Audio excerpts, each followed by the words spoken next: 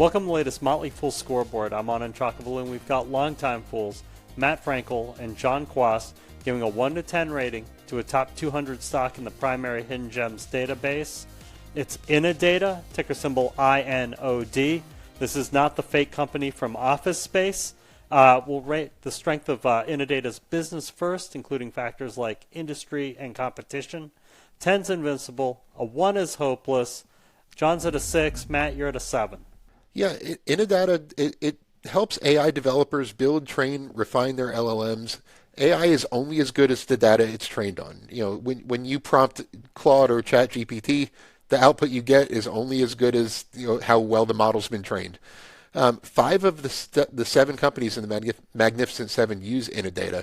It has a very impressive customer list. It's questionable whether the company's service-oriented nature really creates a competitive moat. It has some customer concentration issues, which I'm sure we'll talk about throughout this. However, I said roughly the same things about Palantir a few years ago, and I consider that kind of like what Innodata should aspire to, especially on the public side of that business. And look where that business is now. So it's service models can really work well when done correctly. Yeah, I mean, a big reason that AI still can't do math consistently is because humans on the internet don't always do math consistently, right? And sometimes these models are trained on the bad data, and that's Innodata's real advantage here. Roughly 10,000 specialized knowledge workers that it employs to curate and make sure that it is putting out high-quality data for its partners to train on. I think that's a pretty important thing. Now, if you do look at customer concentration, however, 56% of revenue in the most recent quarter coming from just a single customer. That is what knocked me down to a 6 out of 10 here compared to Matt's 7. For management, a 10 is Warren Buffett, a 1 is Homer Simpson. John's at a 6, Matt, once again, at a 7. Yeah, the CEO, I'm sure I'm going to say his last name wrong, Jack Abrahoff. He's done a solid job of pivoting from a legacy data services business, which is what Innodata was for most of its history, to the current AI-first business model.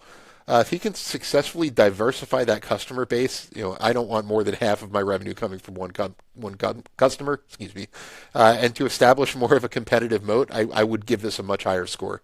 Listen, I'll give management credit for its top-line growth, its clean balance sheet, debt-free, keeping operating expenses under control in recent years as it's grown. All of that's good, but nothing here particularly stands out. Nothing on the management team. When you think about shareholder-friendly moves of repurchases or dividends, nothing there. When you look at capital allocation, I'm just not seeing a ton here to give management a much higher score than a 6. For financials, a 10 is a fortress, a 1 is yikes. John's at a 7, Matt, you're at an 8. Yeah, there's not much not to like here. It's a debt-free balance sheet. They have $117 million in cash, which is pretty strong for roughly a $2 billion company. 48% revenue growth last year, which accelerated into the first quarter, so it's gaining steam.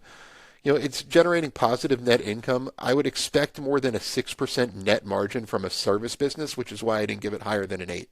Yeah, I mean, look at goodwill and debt, virtually non-existent here. The growth, 300% growth in the last 5 years. You look at the gross margin, 40%, operating margin, very solid at 17%. There's a real business here. The financials look good. My only question is, how defensible is this business?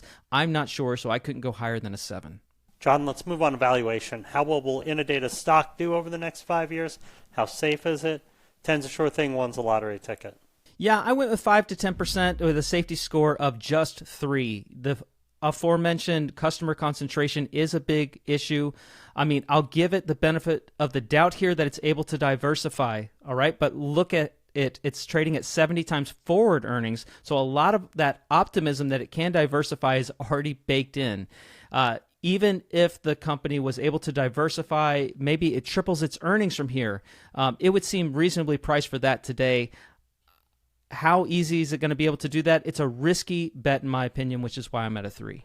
Yeah, I also said a safety score of 3. We're pretty aligned on the safety here. Losing that one big customer, or even if that one big customer wanted to renegotiate their current contract, that could be devastating for the business and its stock.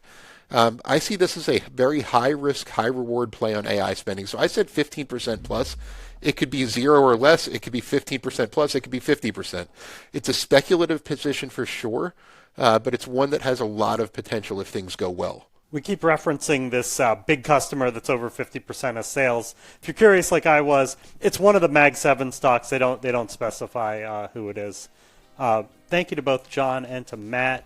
They've given Innodata a mediocre overall score of 6.2 out of 10. For Toppets, Matt doesn't have one, but John prefers Meta Platforms with Scale AI now. Look out for a new scoreboard every market day at 7 p.m. Eastern. Next up is Celestica. Till then, Fool on.